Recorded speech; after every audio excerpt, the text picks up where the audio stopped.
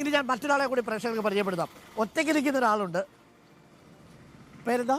അരുൺ. അരുൺ അടുത്താണ്. അരുൺ. എൻ്റെ പേര് അരുൺ കേട്ടോ. ഓക്കെ. നേരത്തെ തെരഞ്ഞെടുപ്പിൽ മത്സരിച്ചിട്ടുണ്ടോ?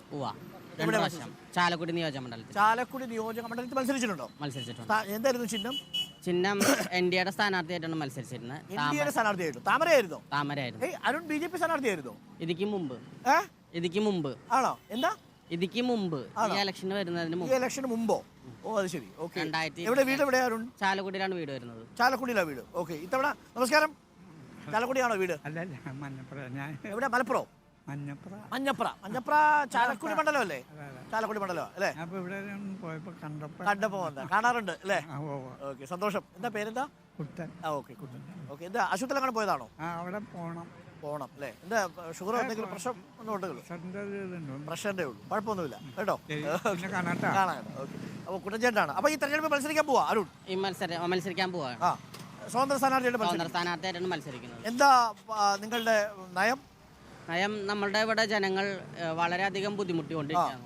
നമ്മുടെ 3 പാർട്ടികളുടെ 4 2020 ഉണ്ട്. അല്ല, ഇവിടെ മെജോറിറ്റി കൂടുതലും 3 പാർട്ടിക്കാണ്. LDF, UDF, BJP. അപ്പൊ ഈ 3 പാർട്ടിയുടെ അനാസ്ഥ പ്രവർത്തനങ്ങളാണ് നമ്മളുടെ രാജ്യത്തിന്റെ മുന്നേറ്റത്തിനുള്ള തടസ്സം. അത് മാറ്റണം. മത്സരിക്കാൻ തീരുമാനിച്ചു. താങ്കൾ NDA സ്ഥാനാർത്ഥിയാണെന്നാണ് പറഞ്ഞത്. അത് മുമ്പായിരുന്നു. പാർട്ടിയിൽ നിന്നും പുറത്തു പോന്നിട്ടാണ് മത്സരിക്കുന്നത്. പുറത്താക്കിയതാണോ?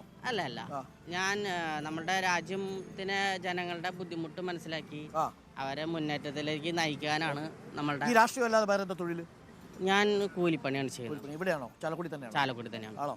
ചാലക്കുടി ആർക്കാണ് ഒരു വിജയ സാധ്യത? അത് ജനങ്ങളാണ് തീരുമാനിക്കേണ്ടത്, നമ്മളല്ല. Okay, thank you Arun. ചായ കുടിച്ചായിരുന്നോ? ഇല്ല, ചായ കുടിക്കാറില്ല. ചായ കുടിക്കാറില്ല. പിന്നെന്താ? പാലും വെള്ളം. അതായത് ആരോഗ്യം പരിസൂക്ഷിക്കുന്ന ഒരു വ്യക്തിയാണ്. കാരണം ഇന്ന് കൊളസ്ട്രോൾ വരും. അത് മിതമായ അളവിൽ കുടിച്ചാൽ കൊളസ്ട്രോൾ കൂടില്ല. ഓക്കെ. അപ്പോൾ പാലും വെള്ളം മാത്രം കുടിക്കുന്ന ഒരു സ്ഥാനാർത്ഥി ചാലക്കുടിക്ക് വരാൻ പോകുന്നു. സ്വതന്ത്ര സ്ഥാനാർത്ഥിയാണ്. Thank you Arun.